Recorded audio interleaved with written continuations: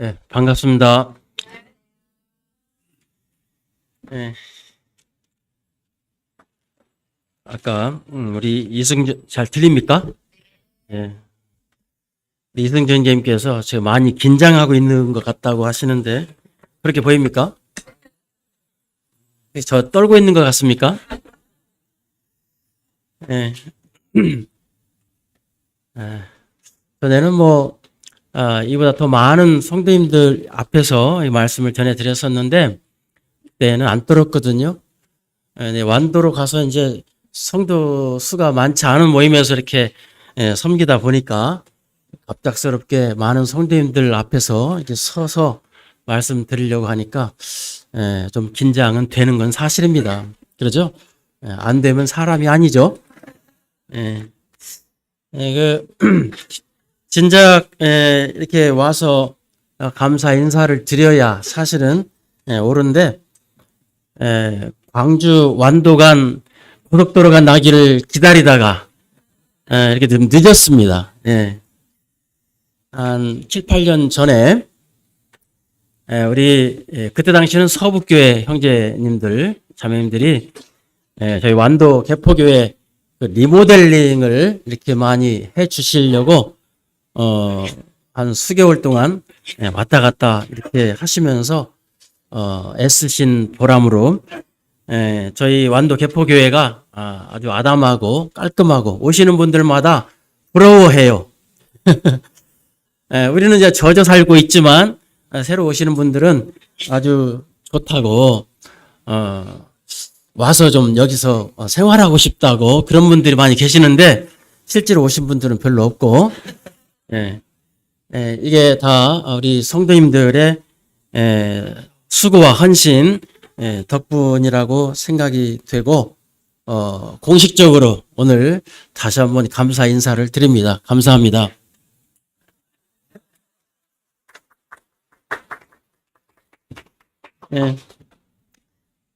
제가 보고 싶으면 그냥 보고 싶다고 하시면 제가 올 건데 굳이 이 말씀을 전해달라고 이렇게 하셔서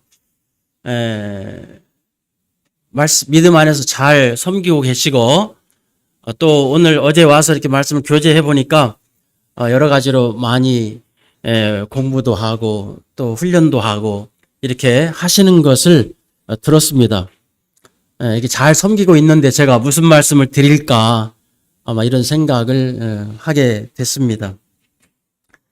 사실 부탁받은 날부터 좀 스트레스를 받았어요. 저 좀 삐쩍 말랐지 않았습니까? 헬스카죠?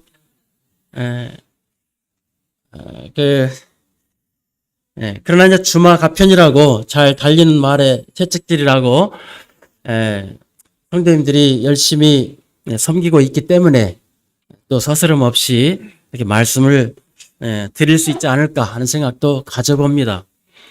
저는 부끄럽게도 이제 76년도에 구원을 받았습니다. 전주에서 태어났고 전주에서 55년 동안 살았고 완도로 간 지가 한 10년 이제 됐습니다. 믿음 안에서 이제 줄곧 이렇게 생활하고 하다 보니까 실상 이 바깥 세상에 대해서 연이 사람들보다 많이 알지 못해요, 사실은. 그래서 좀 세상을 좀 알았으면 좋겠다는 생각도 한편으로 합니다. 그런데 주님이 또 이렇게 완도로 보내셔가지고 너는 여기서 이렇게 구석진 곳에 있어 이렇게 하셔서 많이 세상과 담싸고 살고 있어요, 사실은. 광주만 와도 참 이렇게 막 어디가 어딘지 눈이 휘둥그레지고 막 그렇습니다. 전에 이제 전주에 있을 때에도 그래도 좀 제법 차가 밀리고 이렇게 하는 도시에서 살다 보니까 그랬는데 이제 완도로 가니까 뭐 밀리는 것도 없고 여유롭고 한가롭고 그렇습니다. 사람들만 그런 게 아니라 와서 보니까 모임도 완도에서 제가 이제 이렇게 섬기다 보니까 성도 수가 한 침례받은 성도님들 한 서너 분 이렇게 되고 아이들까지 다 사투리로 잔챙이까지 다 합쳐야 한 20명 정도 이렇게 되거든요. 그런 곳에서 아주 정적이 있는 그런 곳에서 와서 이제 이렇게 보니까 오늘 막 뭔가 살아있는 역사하는 막 이런 꿈틀거림을 제가 이제 보게 됐습니다. 참 감사가 됩니다. 이렇게 무언가 보이지 않게 역사하고 수고하고 헌신하고 막 이러한 모습들이 이제 보여야 되는데 하는 생각을 가져보았습니다. 시간이 저에게 주어진 시간이 뭐 아까 1시간 이렇게 말씀하시는데 이제 1시간 다 채울지 넘길지 모르겠습니다만은 주시는 대로 말씀을 좀 드리도록 하겠습니다. 저희 완도 개포교회를 위해서 좀 기도해 주실 내용이 있어서 먼저 그 말씀부터 드리도록 하겠습니다. 끝에 드리면은 또 이 드린 말씀을 잊어버리죠. 기도 제목은 알아도. 그래서 이제 그 광주 동북교회에서 서민국 형제님 그 가정이 그 교사 발령을 받아서 완도에 오셔가지고 한 6년 동안 이게 섬겼어요. 그래서 많이 힘이 됐고 그랬는데 이제 내년이 되면 다시 이렇게 복귀를 해야 할 상황이 됐습니다. 그래서 그동안 말씀도 같이 이렇게 전해주시고 하면서 이렇게 많이 이렇게 수고해 주셨는데 이 형제님이 이제 이렇게 복귀하게 되면 우리가 상당히 좀 어려움을 겪게 될 이런 상황이 있습니다. 그래서 개포교회에 주님께서 이제 이렇게 하실 때에는 또 다른 그런 지체들을 보내주시려고 하는 거 아닐까 이런 기대를 갖습니다.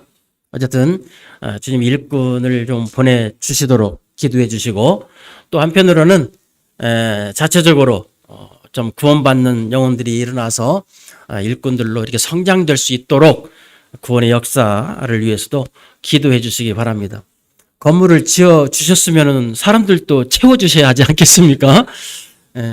주님께 드린 것인지 여러 성도님들께 드린 것인지 모르겠습니다. 오늘 말씀드리고자 하는 내용은 너희 보는 것을 보는 눈은 복이 있도다 하는 좀 긴 제목으로 말씀을 드리겠습니다. 소주제로는 주님의 마음 알기를 연습하라 이렇게 제목을 정해 보았습니다. 우리 마태복음 20장 말씀을 먼저 열어서 보시겠습니다.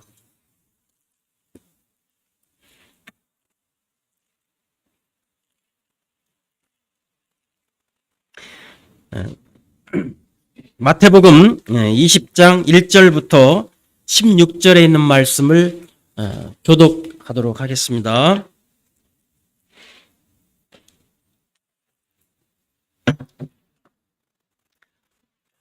마태복음 20장 1절부터 16절입니다. 마지막 절은 같이 읽겠습니다. 천국은 마치 품꾼을 얻어 포도원에 들여 보내려고 이른 아침에 나간 집 주인과 같으니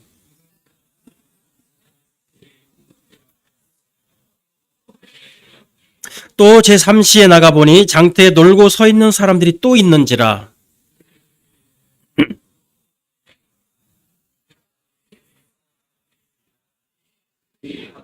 제6시와 제9시에 또 나가 그와 같이 하고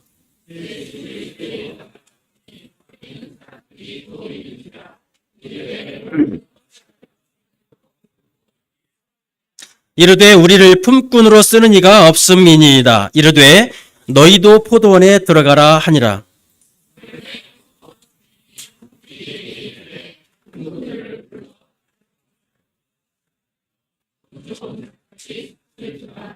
제11시에 온 자들이 와서 한 데나리온씩을 받거늘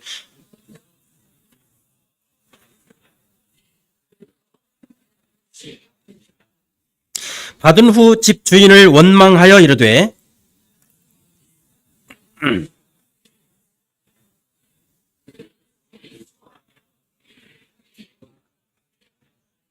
주인이 그 중에 한 사람에게 대답하여 이르되 친구여 내가 네게 잘못한 것이 없노라. 내가 나와 한 데나리온의 약속을 하지 아니하였느냐.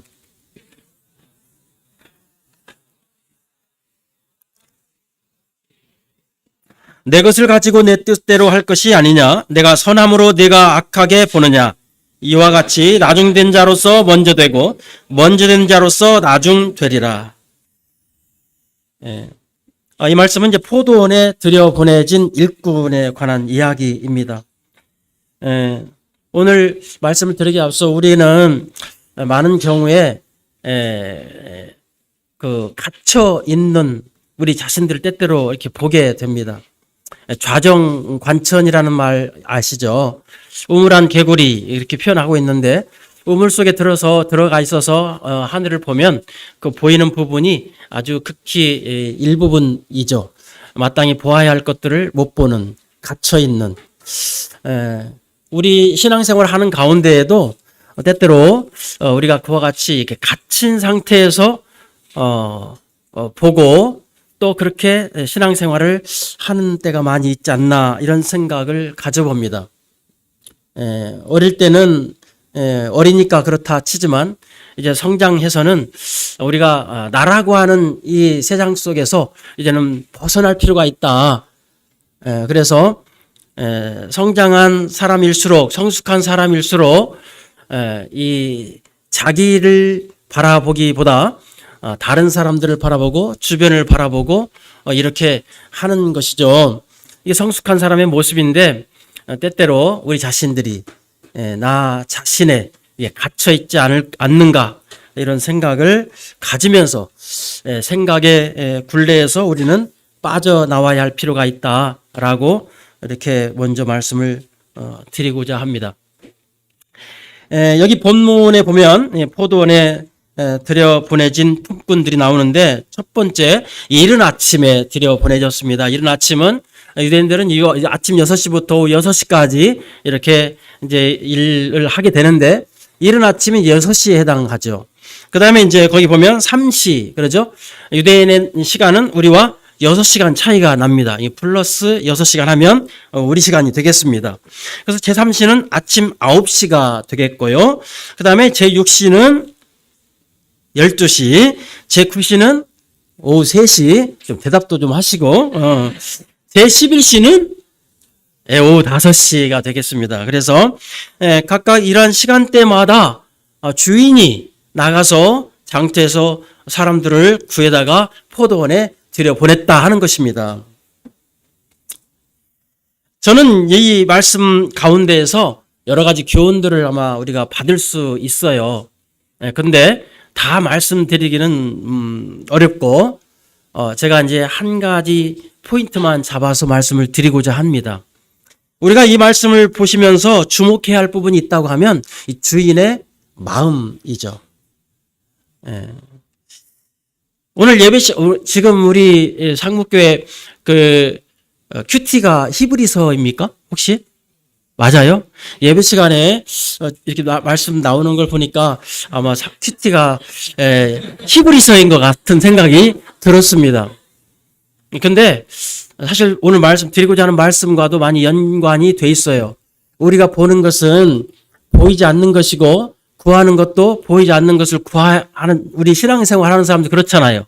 그죠? 보이는 것을 누가 바라겠습니까? 근데 세상 사람들은 보이는 걸 바라죠.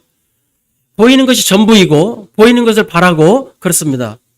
그러나 구원받은 성도들은 추구해야 할 것이 보이는 게 아니라 보이지 않는 것이다. 오늘 제가 예배 시간에 이제 감사를 드리려고 했다가도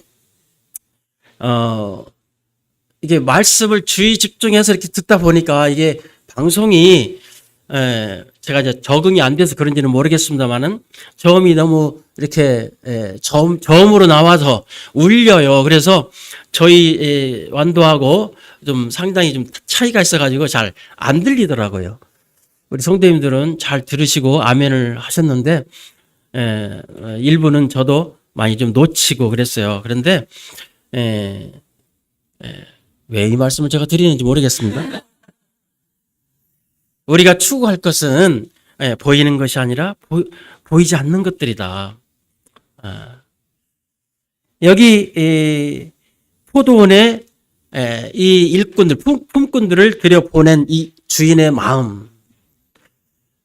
우리 혹시 이 주인의 마음을 좀 이렇게 생각해 보신 분들 계신가요? 유대인들은 대부분 통지기가 있어요. 가정마다. 그러면 그 가정의 모든 재반 사무나 일들을 이 청지기가 합니다. 여러 종들 가운데서 신실하고 또 그 가운데서 가장 충성스럽고 이런 사람들. 제가 이제 말씀을 드리겠지만은 이 주인의 마음을 그 누구보다도 잘 아는, 눈빛만 봐도 오늘 우리 주인님께서 무슨 일을 하기를 원하시는구나 이렇게 알고 알아차리고 그 일들을 이렇게 하는 그러한 종들 중에 책임 맡은 종을 청지기라고 이야기를 합니다. 그 청지기가 나가서 이제 품꾼들을 골라서 포도원에 드리는 것이 이제 이 일반적인 일인데, 여기 보면 청지기가 나간 게 아니라 주인이 직접 나간 걸 볼 수가 있습니다. 왜 그랬을까요? 본문에는 안 나와 있기 때문에 제 생각을 가미합니다만은 가을철에 주로 이 추수를 하잖아요. 그러죠? 갑작스럽게 비가 오는 때가 있습니다. 우리도 그렇습니다. 요즘 일기가 많이 불순해서. 그런데 어제 저녁에도 눈발이 날리더라고요. 그래서 아이고 이대로 오면 쌓이겠다. 그랬더니 호텔 지배인이 그러겠네요. 그러더라고요. 아이고 참 걱정이 되더라고요. 근데 완도는 여기 눈이 와도 완도는 비가 와요. 그런데 그렇게 갑작스러운 일이 닥쳤을 때 1년 동안 정말 피땀 흘려서 지은 이 농사, 작물이, 포도가 또는 곡식이 망쳐지는 거예요. 그러니까 지금 주인의 마음은 빨리 추수를 해서 드려야 하는 것입니다. 그렇기 때문에 마음이 급해요. 그래서 이 청지기도 가서 일을 하도록 한 것입니다. 그러니까 주인이 직접 나가서 품꾼들을 골라서 이렇게 드릴 수밖에 없었던 것으로 보여집니다. 그러니까 주인의 마음은 지금 아주 다급한 가운데에 있는 것이죠. 이 시기를 놓치면 포도나 이 곡식을 망치게 되기 때문에 지금 일꾼들을 자꾸 이제 나가서 아침에 새벽 6시에 나갔고 9시에 나갔고 12시에 나갔고 오후 3시까지 사실은 몇 시간 일 안 시키고 일당을 주려면 더 아깝잖아요. 그런데 주인은 지금 돈이 문제가 아닌 거예요. 근데 여기 제일 마지막에 이 들어온 사람은 몇 시? 오후 5시예요. 6시까지 1시간밖에 안 남은 거예요. 근데 뭐 가고 어쩌고 하는 날 시간 빼면은 뭐 그것도 1시간도 채 안 될 수 있습니다. 그런데 그때에도 이 주인이 나가 보게 된 것입니다. 왜? 지금 아직도 걷어들여야 할 이 포도는 많이 있는데 지금 일손이 부족한 거예요. 그래서 1시간밖에 남지 아니한 그 시간에도 나가서 지금 품꾼들이 있을까 하고 나가본 겁니다. 그랬더니 아니나 다를까 지금 놀고 있는 사람들이 있었던 겁니다. 그러니까 이 주인이 너희들은 왜 오늘 종일토록 여기 놀고 서 있느냐 이렇게 말하니까 우리를 품꾼으로 써주는 사람이 없어서 그렇습니다. 이렇게요.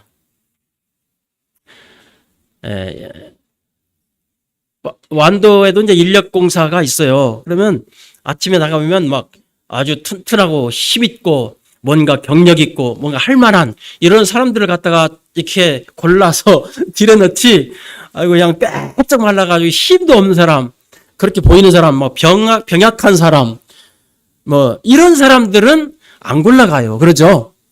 그러니까 오후 5시까지 거기에 쓰임받지 못하고 남아있는 사람들은 건강하거나 튼튼하거나 힘이 있거나 뭔가 그 전문 분야에 그런 전문 지식이 있거나 이런 사람들을 남겨놓지 않은 거예요. 그런데 별로 그렇지 못한 사람들, 연약한 사람들, 이런 사람들만 남아있었을 거란 얘기예요. 그런데도 불구하고 이 주인은 그런 사람이 있지라도 지금 뭐 누구 뭐 찬밥도 가릴 수가 없는 거예요. 예. 그래서 이 사람들도 빨리 들어가서 일을 하라고 이렇게 한 것입니다. 제가 말씀드리고자 하는 것은 그만큼 이 주인의 마음은 다급한 상태에 있었다고 하는 것이죠. 네, 어떻습니까? 여러분들은 몇 시에 들어온 품꾼들입니까? 사실 우리가 여러 가지로 우리가 생각해 볼 수가 있어요. 구원받은 지 오래되신 분들은 아침 6시부터 들어온 사람일 수도 있고, 또 9시에 들어온 사람일 수도 있고, 그 이후에 들어온 사람들도 있을 수 있습니다. 그러나 시기적으로 보더라도 지금은 말세 지말이잖아요. 그러죠? 그렇기 때문에 우리 모두 전체는 어쩌면 오후 5시에 들어온 일꾼들일 수도 있습니다.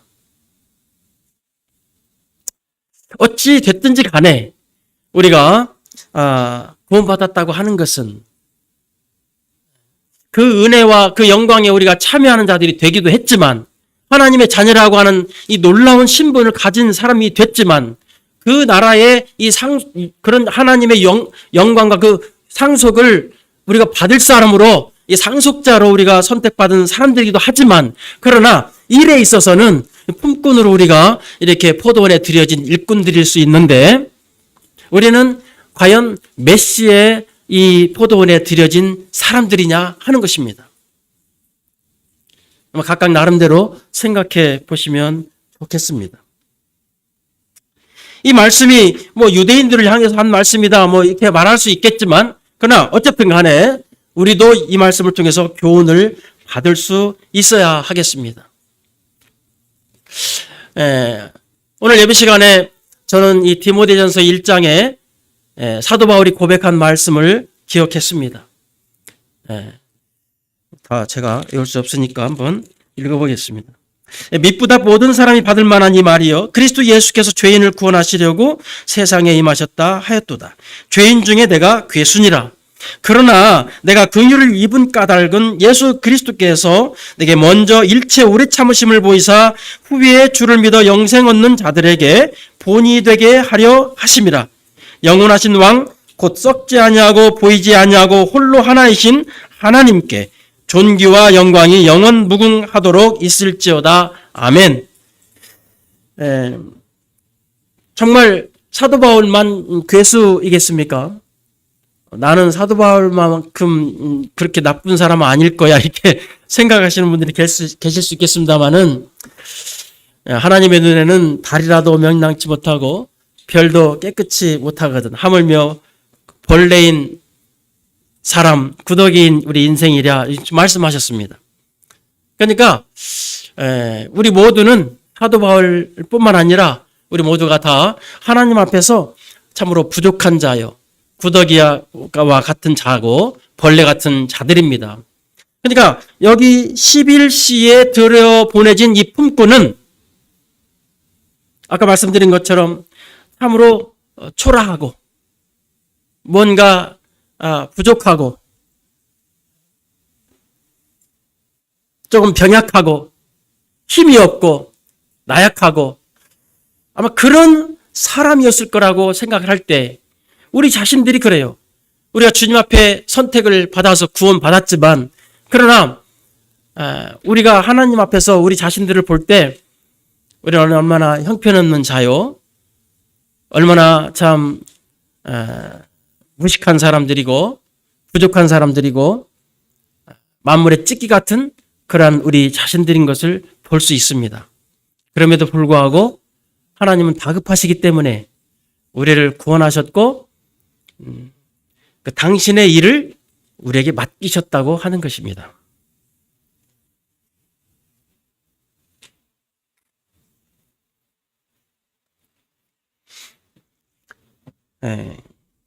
그런가 하면 또 이 11시에 들어온 이 품꾼의 마음도 우리가 생각을 해 보셔야 합니다.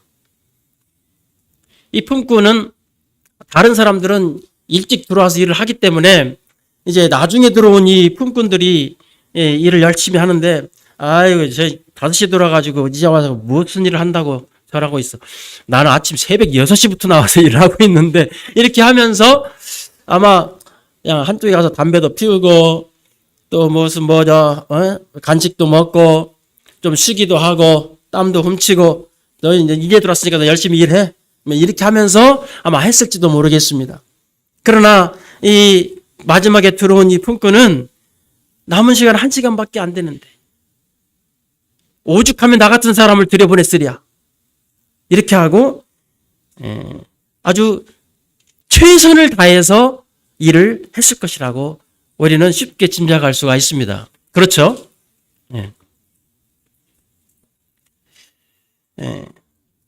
그렇게 최선을 다해서 일했는데 시간이 금방 지나간 것입니다. 이제 일이 마쳐지고 이 주인이 이제 싹을 줍니다. 근데 제일 나중에 들어온 이 품꾼부터 이제 싹을 주는데 한 데나리온을 준 거예요. 그렇죠?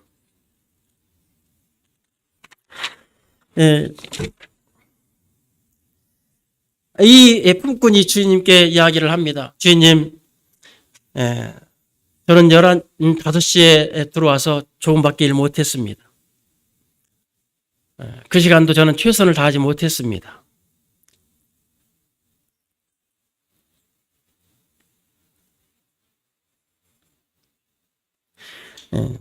저는 품삯을 주지 않으셔도 돼요. 일 시켜주신 것만으로도 감사해요. 아마 이렇게 이야기를 했을 것이라고 생각을 합니다. 근데 주인은 이야기를 합니다. 무슨 말을 하는 거냐. 난 너를 처음부터 끝까지 지켜보고 있었다. 고맙다. 내가 주는 이것은 품삯으로 주는 것이 아니야. 내 마음을 알아준 그 마음이 고마워서 주는 거야. 어디까지나 제가 시나리오를 쓴 것입니다. 이 종이 생각을 합니다. 조금 더 일찍 이 포도원에 들어왔으면 좋았을 것을. 오늘 광고 시간에 할아버지 얘기를 하시는데 왜 할아버지라고 말씀하시는지 잘 모르겠지만 노년에 구원받은 성도들은 그렇습니다. 좀 더 일찍 구원받았더라면 내가 주님을 위해 더 많이 일을 좀 할 수 있었을 텐데 라는 말씀들을 하십니다. 여러분, 일찍 젊을 때 구원받은 성도님들은 분발하셔야 합니다.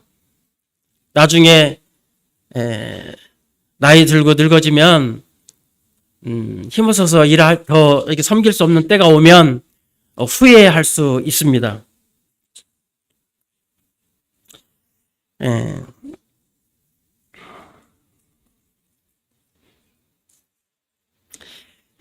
우리는 오늘 아까 방주 형제님 결혼한다고 이렇게 와서 인사를 했는데 노아 방주 앞에 선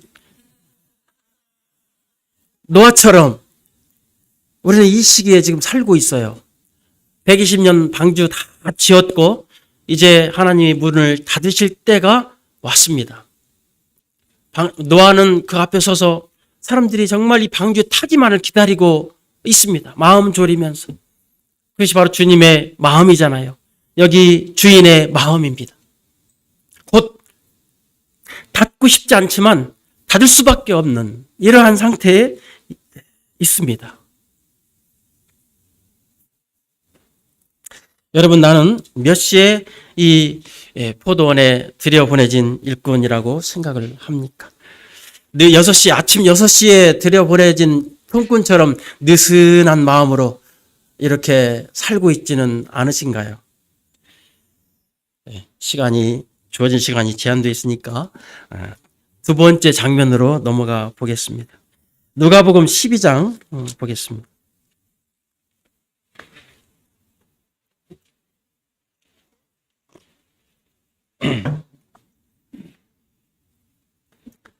누가복음 12장 35절부터 48절까지 이 말씀도 좀 긴 말씀인데 교독하겠습니다.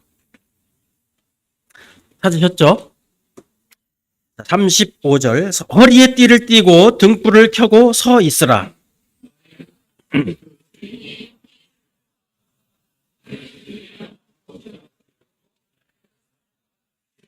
주인이 와서 깨어 있는 것을 보면 그 종들은 복이 있으리로다. 내가 진실로 너희에게 이르노니 주인이 띠를 띠고 그 종들을 자리에 앉히고 나와 수종들리라.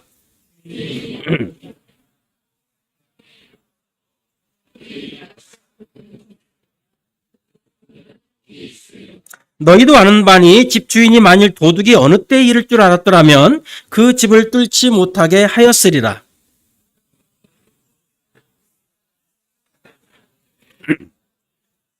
베드로가 여짜오되 주께서 이 비유를 우리에게 하심이니까 모든 사람에게 하심이니까.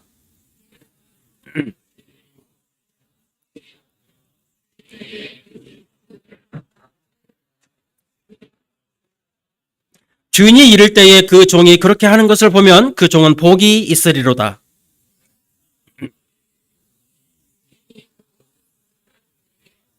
만일 그 종이 마음에 생각하기를 주인이 더디 오리라 하여 남녀 종들을 때리며 먹고 마시고 취하게 되면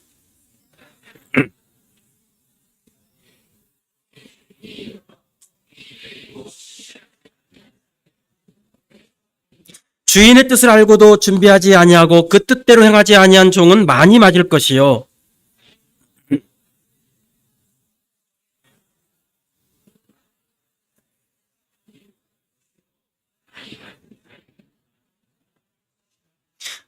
예. 여기 보면 이제 지혜 있고 진실한 청지기에 대한 말씀을 하고 계십니다. 두 단락으로 나눌 수 있는데 그 앞에는 깨어 준비하고 있는 종에 대해서 청지기에 대해서 말씀하고 있고 뒷부분은 이제 지혜 있고 진실한 청지기에 대한 말씀이 나옵니다. 서두에 말씀을 드렸지만 이 청지기는 집안일을 다 맡아서 관리하는 종이라고 말씀을 드렸습니다. 그 누구보다도 주인의 마음을 잘 아는 사람이 바로 이 청지기가 되겠습니다. 앞부분에 보면 허리에 띠를 띠고 등불을 켜고 서 있으라고 이렇게 말씀을 하시면서 본인 집에서 돌아와서 그 종들이 깨어 있는 것을 보면 이 주인의 마음이 기쁠 것이다, 행복할 것이다, 얼마나 좋을까 하는 부분을 말씀해 주고 있습니다. 주님이 곧 오신다고 우리가 말씀하고 있는데 주님이 오셨을 때 우리가 깨어 있으면, 준비되어 있으면 하나님이 얼마나 기쁘실까 하는 것입니다. 얼마나 기쁘고 얼마나 그 종들이 대견스럽고 정말 자랑스러웠으면, 여기 말씀을 보니까 저는 이 말씀을 제가 읽어도 이렇게 그냥 이렇게 무심코 건너뛰었었는데 잘 읽어보니까 37절에 주인이 와서 깨어있는 것을 보면 그 종들은 복이 있으리로다. 내가 진실로 너에게 이르노니 주인이 띠를 띠고 그 종들을 자리에 앉히고 나와 수종들리라. 그러니까 이렇게 주인이 돌아오면 수종 드는 사람 누가 들어야 돼요? 이 종들이 들어야 돼요. 그렇죠? 수건을 옆에 딱 끼고, 영화 보셨잖아요. 그런 영화. 딱 대기하고 서 있다가 주인이 들어오면 딱 앉으면은 이제 발을 씻겨드리고 수건으로 닦아드리고 이렇게 해서 섬겨야 되는 것이 원칙인데, 종을 자리에 앉히고 띠를 주인이 두르고 이제 무릎을 꿇어 앉아서 이 종들의 발을 씻어주는 그 주인의 모습을 지금 보고 있는 겁니다. 주님이 이 땅에 다시금 오실 때 우리가 이와 같이 깨어있으면 우리 주님의 마음이 얼마나 기쁠까 하는 것을 이 말씀을 통해서 우리는 엿보게 되는 것입니다. 그래야 지금 제가 오늘 말씀을 드리는 것의 요지는 뭐냐? 우리 주님의 마음을, 이 종들이 주인의 마음을 알아차리고 그 주인의 마음을 이렇게 볼 수 있어야 된다고 하는 것을 말씀드리는 것처럼 우리가 우리 하나님, 우리 주님의 마음을 알아차릴 수 있으면 좋겠다. 그 주님의 마음을 우리가 볼 수 있으면 좋겠다 하는 것을 제가 지금 말씀을 드리는 것입니다. 이 종들은 낮에 자기 할 일들 다 한 거예요. 밤에는 자도 누가 뭐라고 할 사람이 없습니다. 그래서 여기 뭐 2경이나 3경이라고 했는데 9시부터 12시까지가 2경이고 12시부터 3시까지가 3경이에요. 그러니까 한밤중인 거예요. 이 시간에는 자고 있어도 주인이 와서 할 말이 없어요. 당연히 자는 시간이니까. 그런데 그 시간에 주인이 안 돌아오는데 우리가 어떻게 잘 쏘냐? 깨어 있는 겁니다. 얼마나 대견스럽냐? 얼마나 자랑스러운가? 그래서 주인이 종을 이렇게 섬기는 것을 보게 됩니다. 주님 오실 때 우리가 이와 같이 깨어 있을 수 있었으면 좋겠다 하는 말씀을 먼저 드립니다. 그랬더니 베드로가 수제자 베드로가 주님께서 이 말씀 하시는 것은 우리한테 하시는 말씀입니까? 아니 다른 누구한테 하시는 말씀입니까? 질문을 합니다. 우문 주님께서 현답을 하시죠. 직접 이렇게 말씀을 하시면은 베드로가 무안을 느낄 것 같으니까 거기에 직접적으로 말씀하지 않으시고 돌려서 대답을 하십니다. 지혜 있고 진실한 청지기가 되어서 주인에게 그 집 종들을 맡아 때를 따라 양식을 나눠줄 자가 누구냐? 이렇게 질문을 오히려 하시는 모습을 봅니다. 여러분, 이 첫 번째 사람, 지혜 있고 진실한 청지기, 그 집 종들을 맡아서 때를 따라 양식을 나누어 줄 사람. 제가 어제부터 오늘 아침에 여기 들어와서까지 계속 융숭한 대접을 제가 자꾸 이렇게 받았습니다. 먹을 것도 자꾸 챙겨다 주시기도 하고. 어제는 어디 커피숍을 갔는데 아주 괴상한 이상한 나라에 온 것처럼 무슨 막 자동으로 이렇게 센서가 해가지고 막 뭐가 돌아가고 막 절구를 막 하나를 찍기도 하고 물레방아를 돌리기도 하고 뭐 이런 뷰가 좋아서 더 뷰라고 했는지 이러한 데서 아주 우리 참 좋은 시간들을 가졌고 또 오늘 아침에도 뭐 떡볶이를 갖다 주시고 이렇게 했는데 그렇습니다. 이렇게 때를 따라서 양식을 나눠줄 자가 누구냐? 섬김이죠. 그렇죠? 주인의 마음을 알아서 정말 시키지 않아도 알아서 섬기는 이러한 종. 그런데 두 번째로 보면 45절에 보니까 만일 그 종이 마음에 생각하기를 주인이 더디 오리라 하여 남녀 종들을 때리며 먹고 마시고 취하게 되면 이 종 같은 사람이 돼서는 안 되겠죠. 그냥 노는 것이 아니라 남녀 종들을 때리고 또 먹고 마시고 취하고 이런다고 이렇게 말씀을 하고 있습니다. 대부분 교회 안에서 이 일을 잘 안 하시는 분들은 가만히 있으면 좋은데 일을 만들어요. 다른 사람 꼭 이렇게 약점을 드러내기도 하고 말하기도 하고 이렇게 여러 가지로 어려움을 자꾸 끼치는 이런 경우들을 종종 봅니다. 물론 빛골 상목교회는 그런 분들이 한 분도 안 계시니까 제가 이 말씀을 자연스럽게 드릴 수 있지만 여기 정말 생각지 못하는 시각에 주인이 오게 되면 그 사람은 엄히 때리고 신실하지 아니한 자에 받는 벌에 처한다고 말씀하셨어요. 주인의 뜻을 알고도 준비하지 아니한 종 또 나옵니다. 그 다음에 세 번째 사람은 주인의 뜻을 알지 못해서 섬기지 못한 종. 이제 구원받지 얼마 안 된 분들일 수도 있겠죠. 그렇죠? 그래서 우리는 부지런히 가르침이 필요할 텐데 여기 세 사람 중에 우리는 어떤 부류에 속하십니까?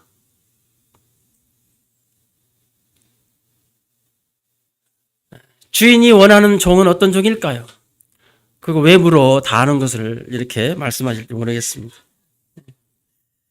여기 정말 우리는 많이 아는 것이 중요한 게 아니라 얼마만큼 내가 섬겼느냐, 얼마만큼 주인의 마음을 알아서 그 주인의 마음에 흡족한 이런 삶을 살았느냐 하는 것을 이 말씀을 통해서 우리는 교훈을 받습니다. 주인은 다급해요. 주인은 참 다급합니다. 어느 날 제자들이 주님과 함께 이제 유대를 떠나서 갈릴리로 올라가는 과정 가운데 중간에 뭐가 있죠? 사마리아 지역이 있습니다. 그렇죠? 사마리아 지역을 가는데 정오에 햇빛은 땡땡땡 내리쬐고 목은 마렵고 시장하고 그래서 예전과 같이 둘러보니까 이렇게 곡식들이 있는데 아직 익지 않아서 푸르른 거예요.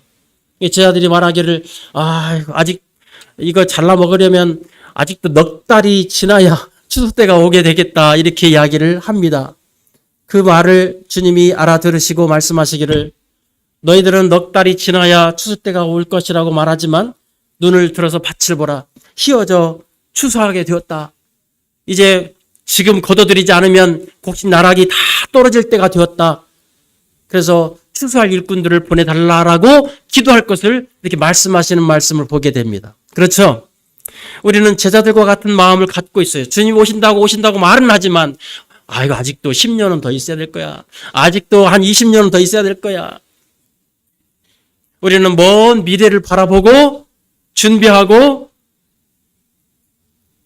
그렇게 살아가는 경우가 있습니다. 물론 그렇다고 어떤 무슨 이런 이단 그런 사람들처럼 그냥 주님 곧 오시니까 다 팽개치고 아주 막 흰 옷 입고 앉아가지고서 막 찬양만 부르고 막 이렇게 하라는 얘기가 아니지만, 그러나 우리가 너무나 주님이 오랜 후에 오실 것처럼 생각하고 우리는 혹시 살아가고 있지 않는가. 말은 주님이 곧 오신다고 말하지만 말과 우리의 생각이 이렇게 괴리가 있다고 하면 우리는 한번 짚어 생각해 볼 필요가 있다. 우리의 삶을 점검해 볼 필요가 있다 하는 것을 말씀을 드리는 것입니다. 주님은 그만큼 지금 마음이 다급하다고 하는 걸 지금 말씀드리는 거예요. 주님은 하루가 천년같이, 천년이 하루같이 그러한 조급한 마음을 가지고 있는데 우리는 신발 벗고 옷 벗고 그냥 누워서 TV 보고 할 것 다 하면서 간식 먹어가면서 그냥 이렇게 여유롭게 우리의 삶을 안락하게 그렇게 살지 말란 얘기가 아니라 정말 주님의 마음을 우리가 안다면 우리가 어떻게 살 것인가. 그냥 우리가 서 있는 이 현 주소는 내가 어떻게 살아왔는가 하고 앞으로 어떻게 살 것인가 하고 그 사이에 끼어 있어요. 그러면 쟁기를 잡고 뒤를 돌아보지 말라고 하셨지만 우리는 멈추어야 할 때가 있습니다. 좀 쉬는 시간에 한번 내가 잘 살아왔는지 뒤를 돌아볼 필요가 있어요. 그래서 정말 내가 지금까지 구원받은 이후에, 구원받기 이전에야 어떻게 할 수 없지만 구원받은 이후에 내가 잘 살아왔는가, 어떻게 살아왔는가를 보고 그러면 이대로라도, 이제부터라도 잘 살아야겠다. 자꾸 말이 헛나오는 것 같습니다. 잘 살아야겠다라고 생각을 하고 어떻게 살 것인가를 우리가 생각할 필요가 있다는 것입니다. 근데 그러한 것들을 생각지 아니하고 우리가 그냥 우리의 삶을 이렇게 대충 산다고 하면 여기 머지않은 날, 알지 못하는 시간에 주인이 오시게 되는 날 우리는 책망받고 꾸중받고 여기 엄히 때린다고 하셨잖아요. 그렇습니다. 여러분, 우리는 우리 주변 성도님들 바라봐야 돼요. 바라봐야 되는데 한낱하기 위해서 바라보지 마시기 바랍니다. 정말 나중에 뒤에 말씀드리겠지만 성도님들 바라볼 때 우리가 주님의 마음으로 바라봐야 돼요. 내 생각으로, 내 시각으로 바라보지 마시기 바랍니다. 그런 사람들은 다 꼭 그 성도들을 이 사람은 이러기 때문에 싫어, 저 사람은 저러기 때문에 안 좋아 이렇게 하면서 판단하고 비판하고 잘못하는 것만 자꾸 보이고 그렇게 하죠. 그러나 주님의 눈으로 바라보면 그렇게 안 보입니다. 한번 보시기 바랍니다. 제가 이제 작년 말까지 직장 생활을 하고 올해 1월 1일부터 이제 이렇게 백수가 됐습니다. 이제 전에는 직장 생활할 때는 어디 캠프도 못 다니고 장로 모임도 못 다니고 이렇게 못 다녔어요. 그랬는데 이제 직장 안 다니니까 이제 그런데 다 다니기도 하고 또 신방전도 이게 다니고 그렇습니다. 신방전도 멤버들을 가만히 보면요, 70에서 80대를 바라보는 성도님들이 주축을 이루고 있어요. 젊은 분들도 있긴 하지만 그러니까 다들 건강이 안 좋아요. 뭐 다리가 아프기도 하고 또 무슨 뭐 암으로 이렇게 힘들어하는 분들도 계시고 또 뭐 이렇게 혈관이 막혀가지고 지금 이정진 형제님 아시잖아요. 그러죠? 모르신가요? 아, 임찬식 형제님, 네, 잘못 말씀드렸네. 심장이 안 좋고 이정진 형제님은 또 암 이걸로 이렇게 좀 지금 치료 중에 계시고 이렇게 하는데 이런 분들이 추측을 이뤄서 신방전도를 합니다. 모여가지고 정말 이 전 소책자를 각 아파트 문 앞에다 다 꽂고 그래도 엘리베이터 있는 아파트는 그래도 괜찮은데 그렇지 않은 아파트는 5층까지 올라갔다가 내려가고 이런 일들을 해야 되고 그렇습니다. 근데 신방전도를 제가 홍보하고 하기 위해서 말씀드리는 게 아니라 물론 기도해 주시면 감사하겠지만 사람들은 이야기를 합니다. 아이고 소책자로 전도지로 에이 그거 옛날 방법이야. 누가 그거 보고 누가 교회 온대? 보지도 않아. 이렇게 하면서 그냥 아주 옛날 방법인 것처럼 그걸로 얼마나 구원 받으랴. 누가 그걸로 어떻게 요즘 시대에 맞게 해야지. 요즘은 미디어가 얼마나 발달했는데 이렇게 하면서 그렇게 이야기를 하죠. 그런데 좋아요. 그러한 할 수 있으면 그런 모든 것들을 동원해서 해야 되겠죠. 그러나 시골 벽지나 이런데 아주 촌락 이런 데는 노인분들이 많이 계신데 이런 분들은 미디어와 많이 친하질 않아요. 핸드폰 무슨 뭐 유튜브 이거 잘 몰라요. 이런 분들에게는 누가 가서 복음을 전할 것이냐 하는 것입니다. 그래서 취지가 그런 분들에게 땅끝까지 이르러 그런 땅끝이 어디 뭐 해남이 아니고 어디 저기 아니고 정말 이렇게 복음을 잘 접할 수 없는 사람들에게까지 우리가 가서 전해야 하는 거 아니냐 이런 취지에서 이런 분들에게 복음을 전해야겠다 하다 보니까 이제 그 지역에 정해지면 광고가 나가면 연고자들이 거기에 가족이 있고 또 친구가 있고 친척이 있고 이런 사람들이 알려와가지고 이제 상담을 하게 되고 우리는 또 돌면서 이제 그 지역의 소책자들을 몇천 권씩 이렇게 나눠주고 이런 일들을 합니다.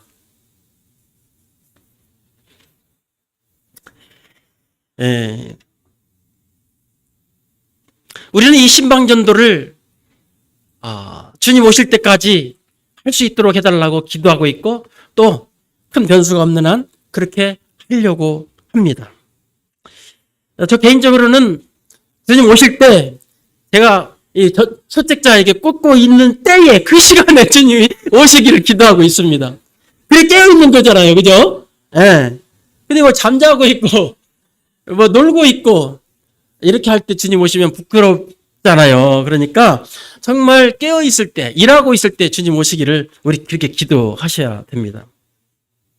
예, 지금 이 시기는 아까 말씀드린 것처럼 노아의 때와 같은 이런 시기입니다. 죄악이 그 어느 때보다도 관영하고 타락된 이 시기에 우리가 살고 있습니다. 또 주님 말씀하시기를 노새 때와 같다 말씀하셨는데 악하고 음란하고 성적으로 타락된 이 시대에 우리가 살고 있습니다. 노아는 아무리 세상이 타락을 했어도 주님께서 그 맡기신 사역을 충성스럽게 감당한 이런 사람이에요. 그렇죠? 물론 하나님께 은혜를 입은 사람이지만 반면에 롯은 그 악한 사람들의 소굴 속에서 거기서 이렇게 있었어요. 뭐 히브리서 기자는 좋게 평가를 해줘가지고 무법한 자들의 음란한 행실로 말미암아 고통하는 어려운 롯이다 이렇게 표현하고 있습니다. 뭐 실제로 그랬을 수도 있고요. 그런데 여러분 노아라고 생각하십니까? 나는 롯이라고 생각하십니까? 노아처럼 살고 계신가요? 아니면 롯처럼 살고 계신가요? 이런 질문을 드리면 죄송한 질문이죠. 답변은 주님한테만 하시고 저한테 안 하셔도 상관없습니다. 이제 오늘 서두에 말씀드린 주제 말씀 한번 그 앞에 두 장만 넘기시면 석장이네요. 넘기시면 10장, 누가복음 10장 23절 말씀 보시겠습니다. 함께 읽겠습니다. 누가복음 10장 23절 주제 말씀입니다. 제자들을 돌아보시며 시작. 제자들을 돌아보시며 조용히 이르시되 너희가 보는 것을 보는 눈은 복이 있도다. 너희가 보는 것을 보는 눈은 복이 있도다. 여러분, 보이십니까? 안 보이시나요? 아마 제자들도 봤을 거예요. 여러분들처럼 제가 보이고 모든 것이 다 보이잖아요. 그럼에도 불구하고 주님은 너희 보는 것을 보는 눈은 복이 있다 말씀을 하셨는데 제자들은 아마 이 말씀을 잘 이해 못했으리라고 생각을 합니다. 누구나 다 눈이 있습니다. 그러죠? 눈 없으신 분 계시나요? 그리고 그 눈으로 모든 만물을 우리가 보고 있습니다. 우리 몸에서 가장 많은 비중을 차지하고 있는 작은 기관이 눈이라고 생각을 합니다. 학자들은 말하기를 우리가 들여받는 정보 중에 80%를 눈을 통해서 우리가 들여받는다고 말을 합니다. 그래서 우리는 때때로 이와 같이 먹어보고, 그렇죠? 이렇게 만져보고, 그렇죠? 네, 맡아보고, 또 느껴보고, 생각해보고, 그렇지 않습니까? 모든 것을 다 우리는 보고, 본다라고 표현을 하고 있을 만큼 우리는 보는 것이 굉장히 중요한 역할을 해요. 그렇다고 해서 죽어보지는 마시기 바랍니다. 네. 주님이 제자들에게 너희의 보는 것을 보는 눈은 복이 있도다 이렇게 말씀을 하셨는데 이 말씀이 무슨 말인가? 눈이 있다고 다 보는 눈이 아니라는 것입니다. 어제 저녁에도 우리 형제들하고 잠깐 그런 부분들을 살짝 맛만 보여드렸습니다만은 우리가 눈을 같이 달고 있지만 보지만 똑같이 보는 게 아니고 정말 이렇게 우리가 보이는 이 모든 만물을 보고 있지만 그 이면을 우리는 볼 수가 없다고 하는 것이죠. 그 이면을 볼 수 있다면 그 사람은 복이 있다고 주님 지금 말씀을 하시는 것입니다.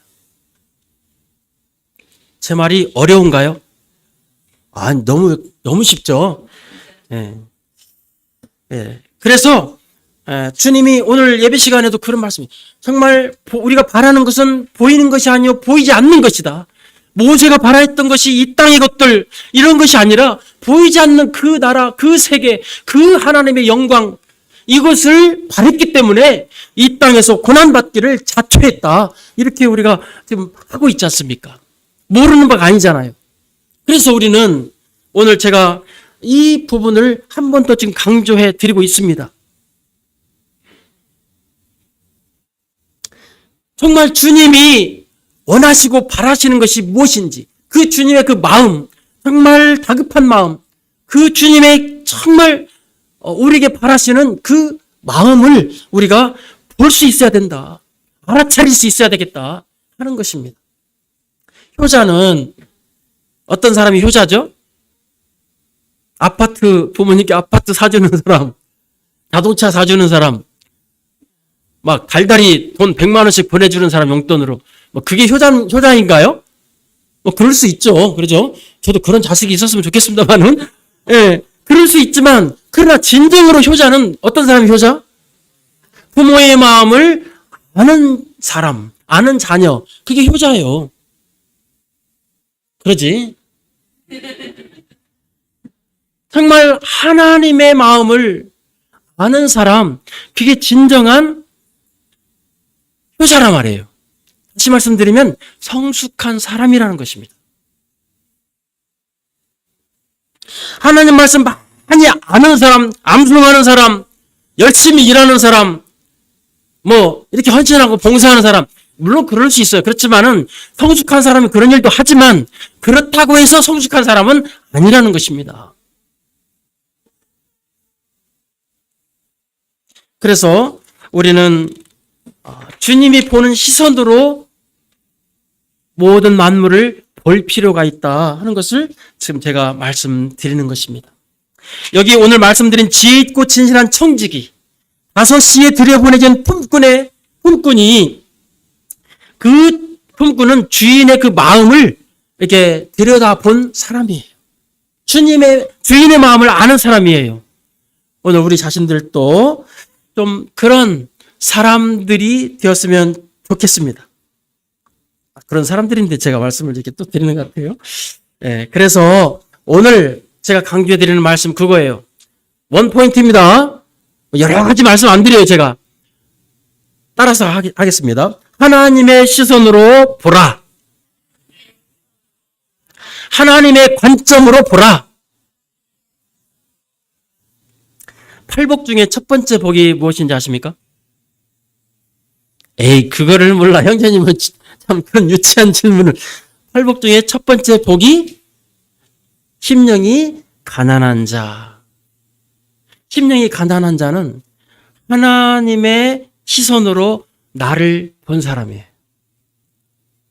하나님의 시선으로 나를 본. 내가 나를 보면요. 나는 저보다 많이 알아. 나는 저보다 더 배웠어. 나는 저 사람보다 더 많이 하고 있어. 나는 저 사람보다 능력 있어. 나는 저 사람보다 은사가 있어. 나는 저 사람보다 많이 수고해. 나는 모든 것을 갖추었다라고 생각할 수 있어요. 내가 나를 보면. 그런데 하나님께서 보는 시각으로 나를 보면 나는 하나님 앞에서 얼마나 형편없는 자인가. 하나님 앞에 나는 얼마나 가난한 자인가. 하나님 앞에 나는 얼마나 무식한 자인가 하는 것을 깨닫는 거예요. 하나님의 시선으로 나를 보시기 바랍니다. 그게 심령이 가난한 사람입니다. 그런 사람이 복이 있다고 말씀하셨습니다. 다음 주면 성탄절입니다. 어린아이 때 저는 마음이 굉장히 들떠 있었는데 요즘은 안 그런지 모르겠어요. 예수 그리스도께서 이 땅에 오셨다라고 하는 날로 정했습니다. 정확한 것은 아닐지 몰라도 예수 그리스도께서 이 땅에 오신 날이 이제 그 날은 있잖아요. 성탄절은 꼭 그 날이 아니라 할지라도 그분은 영광의 왕이십니다. 만왕의 왕이십니다. 만주의 주이십니다. 창조주 하나님이십니다. 그분은 가까이 가지 못할 빛에 거하시는 분이십니다. 그분은 참으로 우리가 눈으로 볼 수 없을 만큼 해보다도 더 밝은 영광 가운데 계신 분이십니다. 지혜에 있어서 그분을 따를 우리가 누가 없습니다. 지식에 있어서 그분을 능가할 사람이 없습니다. 그분의 능력과 이 모든 것을 가지신 분이 참으로 에베소서에 말씀하신 것처럼 충만하신 분이 부유하신 분인데 그분이 이 땅까지 오셨다는 것입니다. 자기를 비우셨습니다. 종의 형체를 가지셨습니다. 윌리엄 맥도날드 형제님은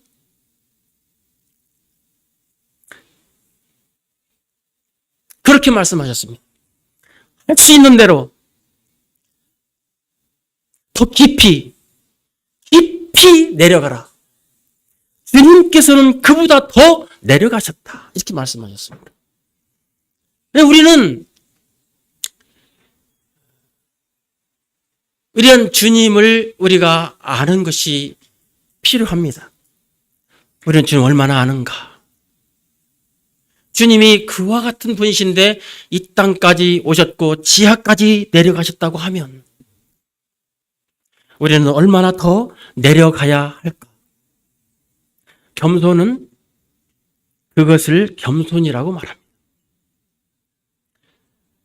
우리 중에 누구라도 내가 겸손한 사람이라고 말할 수 있는 사람은 없을 것입니다.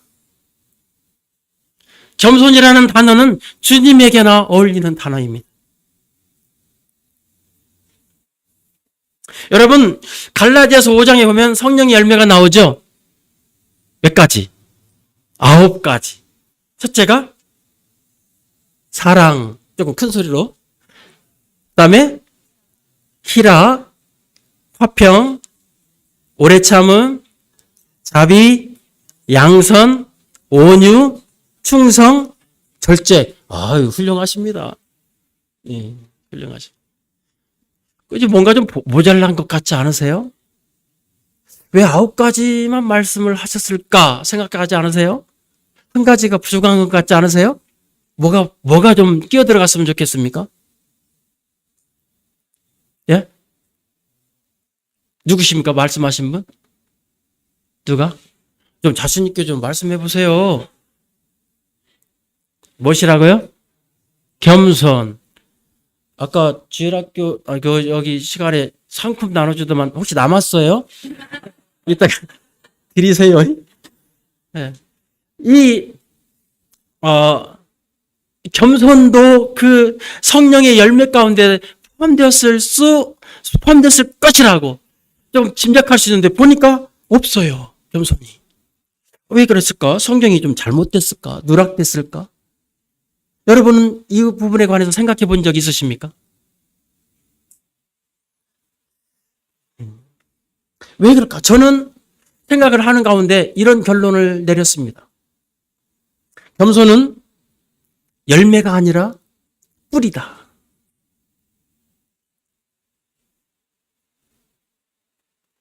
어디까지나 저의 분별입니다. 그렇게 저와 같이 분별을 안 하셔도, 생각 안 하셔도 제가 나무라지 않겠습니다. 그러나 가만히 볼 때 모든 것에 그 열매의 그 기본 바탕 속에는 겸손한 사람, 겸손부터 이렇게 출발하는 것을 제가 볼 수 있습니다. 그래서 이 겸손은 어디까지나 열매가 아니라 근본 뿌리다. 겸손의 반대가 뭐죠? 교만이잖아요. 교만은 사탄의 대명사입니다. 하나님께서 가장 미워하시는 것이 무엇이죠? 교만입니다. 사탄 마귀잖아요. 사탄 마귀는 교만의 대명사예요. 그 교만한 마음을 품고 퇴적을 했잖아요. 그러므로 하나님이 가장 미워하시는 것이 사단 마귀인데 그 교만이란 거예요. 교만은 패망의 선봉이라고 말씀하셨잖아요. 그래서 우리가 겸손한 자가 하나님께 쓰임을 받고 겸손으로부터 시작해서 우리는 성령의 열매들을 맺는 것이다. 이렇게 저는 생각을 하게 됐습니다. 교만이 찾아올 때 우리는 주님의 시선으로 자기 자신을 보시기를 바랍니다. 얼마나 초라하고 얼마나 무능하고 얼마나 무식하고 지혜롭지 못한 나 자신을 볼 수 있어야 할 것입니다. 두 번째로 애통하는 자. 애통하는 자는 어떤 사람일까요? 하나님의 시선으로 죄인인 나를 보는 사람. 하나님이 나를 보실 때 내가 얼마나 하나님 앞에서 죄인인가. 이 사도 바울이 죄인 중에 내가 괴순이라 말을 했잖아요. 나는 괴수가 아닌가요? 적어도 나는 괴수는 아니다. 죄인일지는 몰라도 괴수는 아니다. 그렇게 생각하시는 분이 계실지 모르겠습니다만은 우리는 사도 바울과 같은 고백을 할 수밖에 없을 거예요. 그분을 보게 되면. 애통하는 자, 두 사람이 예배드리러 성전에 올라갔습니다. 하나는 바리새인이고 하나는 세리입니다. 바리새인은 시간 관계상 제가 생략하고 이 애통하는 자는 세리와 같은 자입니다. 세리와 같은 자. 하나님이여 불쌍히 여겨 주시옵소서. 나는 죄인이로소이다. 여러분, 이 세리와 같은 마음을 우리가 가지고 주님 앞에 나아갈 수 있어야 되겠습니다. 세 번째, 하나님의 눈으로 이웃을 보는 사람. 어떤 사람이죠? 긍휼히 여기는 자. 여러분, 하나님의 시선으로 이 주변의 사람들을 또 성도들을 보시기 바랍니다. 얼마나 긍휼을 입어야 할 사람들인지 너나 나나 할 것 없이 우리 모두는 다 긍휼을 입을 수밖에 없는 그러한 사람들이에요. 하나님은 우리를 보실 때 그렇게 보십니다. 결코 판단할 수 있는 사람들이 아니에요. 우리는 주님의 시선으로 보는 것을 연습해야 합니다. 주여 내 눈을 열어서 당신의 마음을 보게 해 주십시오. 주여 내 눈을 열어서 당신의 그 뜻을 발견하게 해 주십시오. 주님의 그 관심사, 가장 관심 있어 하는 그 관심사를 내가 보게 해달라고 기도해야 합니다. 그러면 전에 내가 보지 못했던 것들을 아마 보게 될 것입니다. 조지 물러가 1만 번 기도응답을 받았다고 하죠. 그렇죠? 그러면 그 1만 번 기도응답을 받았는데 그렇다면 그 말은 그 1만 명 이상의 사람들이 그 기도응답에 쓰임을 받았다는 얘기예요. 그 말이죠. 그렇다면 누가 그 일에 쓰임을 받았을 거냐 하는 것입니다. 하나님께 붙들린 사람, 하나님의 마음에 귀를 열고 하나님의 그 손가락에 시선을 고정시킨 사람이 그 일에 쓰임을 받았다고 하는 것입니다. 여러분, 우리의 시선을 하나님께 고정하시기 바랍니다. 우리의 삶이 얼마 남지 않았습니다. 짐 엘리엇 선교사는 말을 합니다. 한 발만 더 내디디면 하늘의 문턱을 넘을 것처럼 생각하고 살아라고.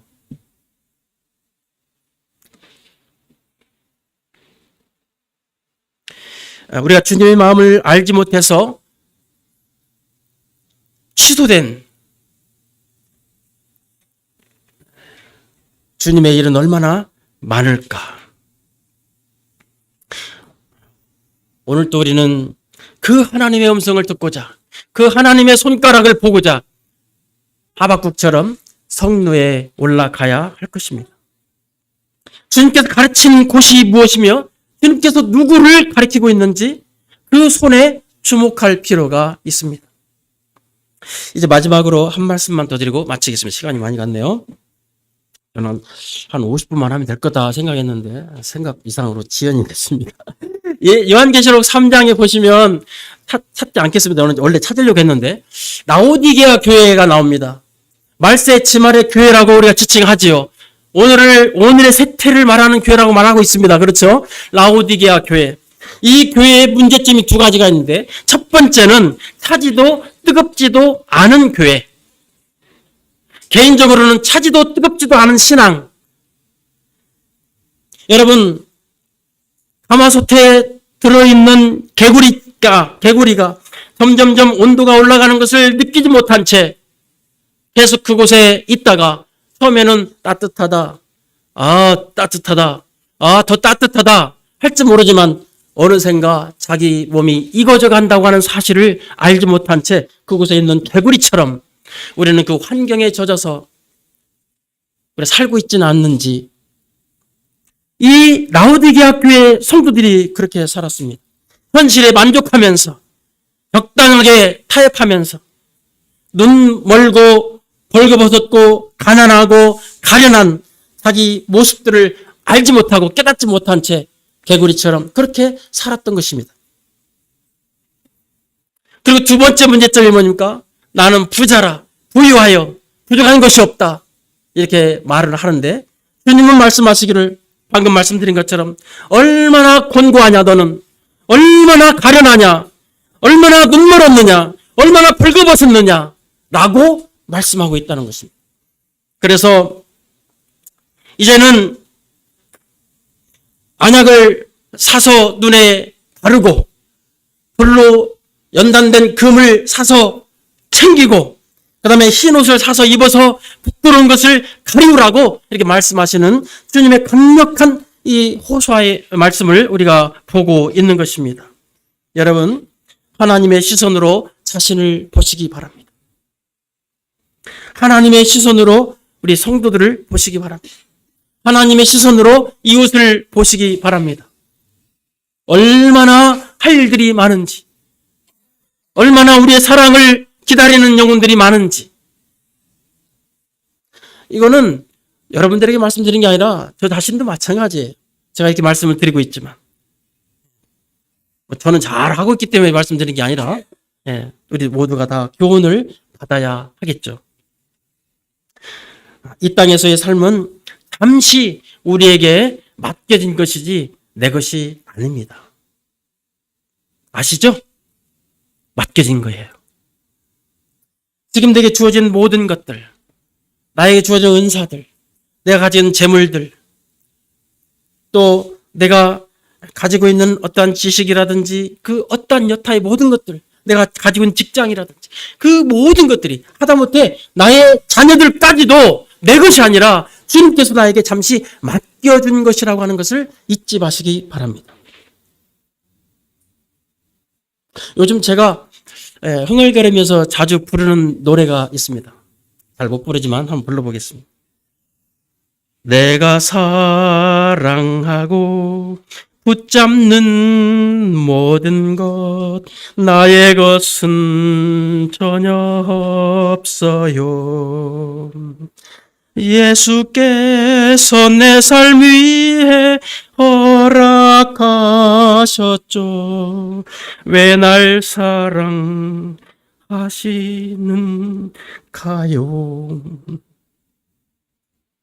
때때로 추억의 커튼을 거들 때 보이소서 내가 어디 있었는지를 기억하소서. 나는 약한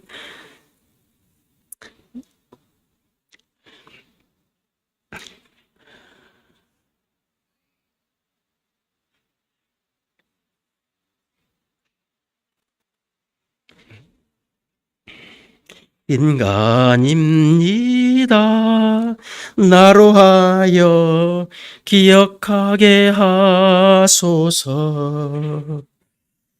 아유, 제가 감동을 해요. 죄송합니다.